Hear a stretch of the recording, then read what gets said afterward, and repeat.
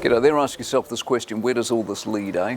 Where does all this lead? Think about that as we speak. People all over Europe, they're going on holiday. Summertime in Europe, borders are now largely open, planes are flying, tickets are being booked, and you can go on holiday. IATA last week issued a warning for countries like ours that if we keep borders shut, we run the risk of being left behind. There's self-interest, of course, in IATA. They're desperate for the planes to fly and normality to return. But for a country like ours, for regions like Central Otago, this is crippling and it shows no real signs of changing, maybe even this year.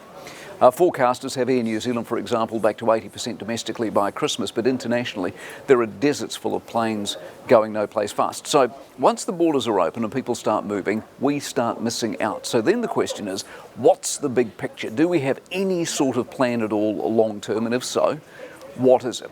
What is it that we're waiting for? The whole world to reach zero cases? The clue, of course, is in our lack of action over Australia or the Pacific. We have a handful of cases in isolation.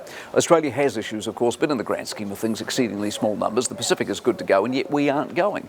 How is it that England, with thousands of cases, is off to Spain? How is it the good people of France are off to the Amalfi Coast? Because they've worked out they may in fact have to live with this thing long term. They may in fact never beat it. There may in fact never be a vaccine. Is that our plan? Wait for a vaccine before we open the border? And how long are we waiting for that, for goodness sake? Do we still honestly believe there is a vaccine by September this year or next year? We might have, I don't know, years-old inflammation treatments that will help but not cure. A sort of a pile of pills and potions they discover that have some sort of effect. While all of these maybes unfold, still the borders are closed and the economy is strangled. If the whole world opens to some sort of degree, we have seen what happens.